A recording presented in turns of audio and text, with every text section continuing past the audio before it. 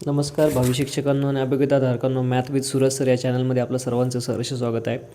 विद्यार्थी मित्रांनो, आपल्या सर्वांना माहिती आहे की शिक्षक भरतीच्या जाहिराती या पवित्र पोर्टलवर अपलोड होत आहे आणि लवकरच प्रेफरन्स देखील आपल्याला लॉक करण्याची मुदत मिळणार आहे. विद्यार्थी मित्रांनो, आपण जर बघतो की आता असं वातावरण झालं की प्रत्येक यूट्यूबर एक सांगतो की इतक्या जागा येणार, प्रत्येक दुसरा सांगतो की जादा जागा येणार, एक यूट्यूबर सांगतो की कमी जागा येणार, एक सांगतो की मेरिट खूप हाय जाणार, दुसरा सांगतो की मेरिट खूप कमी जाणार.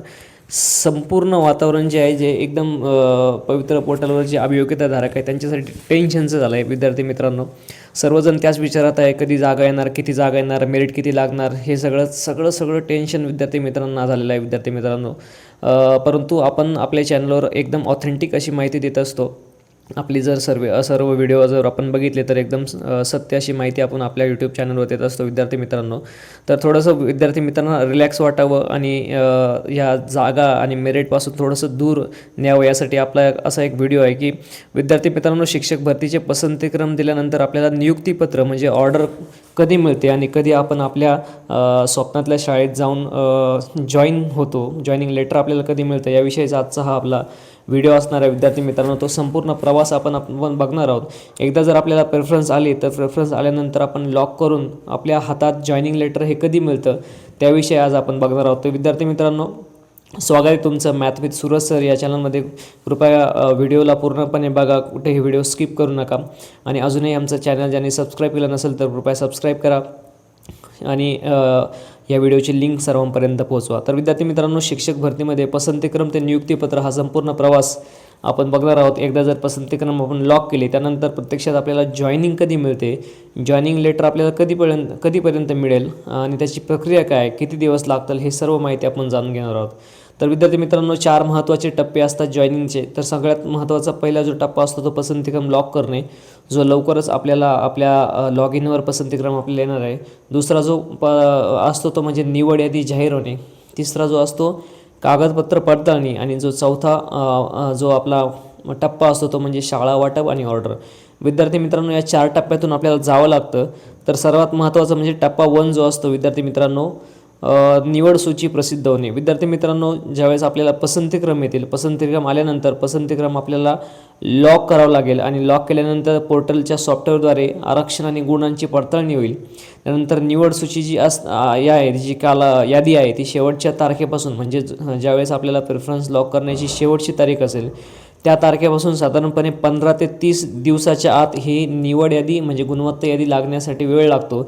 विद्यार्थी मित्रांनो, आता सॉफ्टवेअर खूप अपडेट आहे, त्यामुळे विद्यार्थी मित्रांनो ही यादी एवढे दिवस जाणार नाही, कारण मागच्या 2022च्या भरतीला ही यादी मोजून 14 ते 15 दिवसात लागली होती आणि आय होप ह्या वेळेस देखील ती यादी लवकरात लवकर लागेल. त्यानंतर आपल्याला माहिती आहे की समांतर आरक्षणाचा देखील याचा विचार होतो.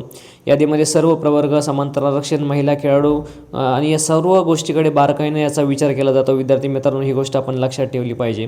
त्यानंतर जर आपण बघितलं तर यादी लागल्यानंतर साधारण 10 ते 15 दिवसाच्या आत हा टप्पा सुरू होतो, तो म्हणजे कागदपत्र पडताळणी टप्पा, डॉक्युमेंट व्हेरिफिकेशन आपण ज्याला म्हणतो. उमेदवारांना सर्व मूळ प्रमाणपत्र आणि स्वाक्षांकित प्रती संबंधित जिल्हा परिषद किंवा शिक्षण संस्थेत पडताळणीसाठी सादर करावे लागतात. विद्यार्थ्यांना त्यानंतर समुपदेशन होते, काउन्सिलिंग होते.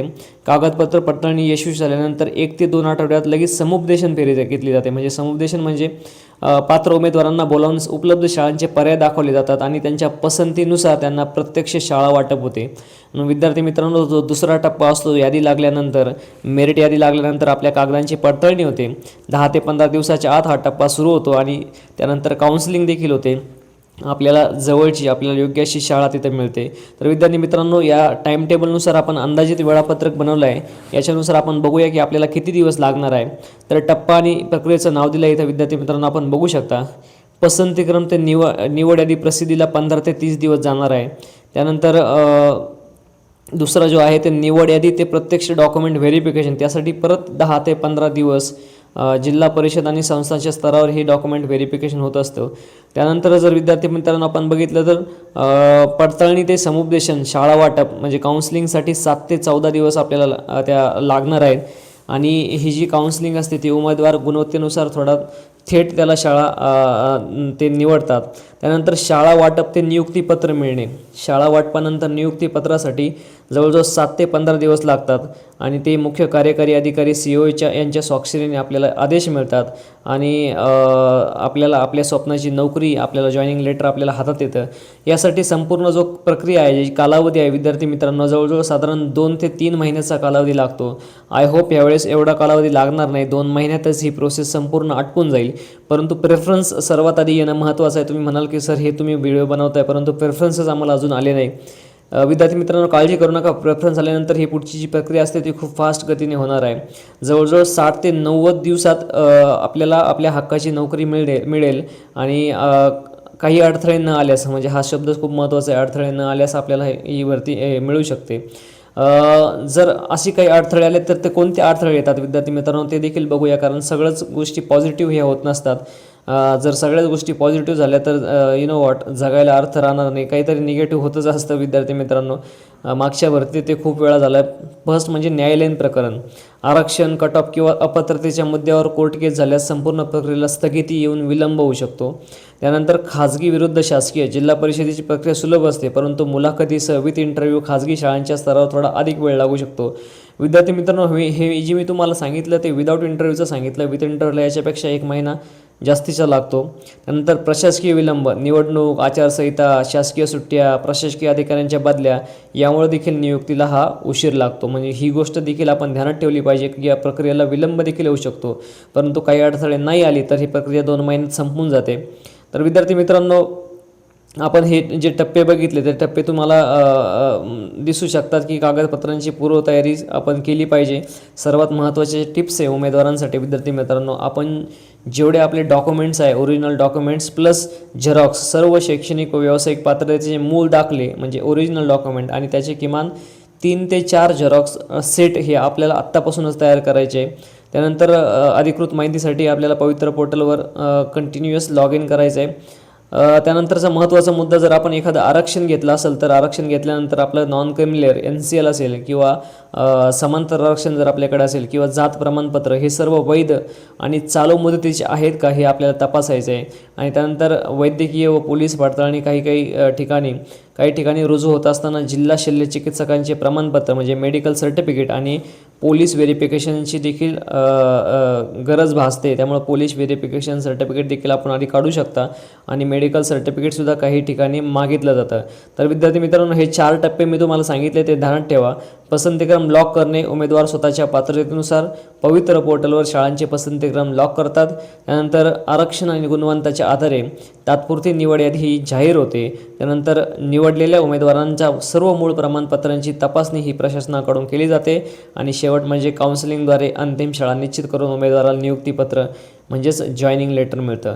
तर विद्यार्थी मित्रांनो, हे जे प्रश्न आहे तुम्हाला तुमच्या मनात असतील की जॉईनिंग प्रेफरन्स नंतर काय होतं, त्या सर्वबद्दलची माहिती ही तुम्हाला मी दिलेली आहे. तुमचे काही प्रश्न असेल शिक्षक भरती संदर्भात किंवा तुमच्या काही शंका असेल त्या प्लीज माझ्या या कमेंट बॉक्समध्ये नक्की कळवा.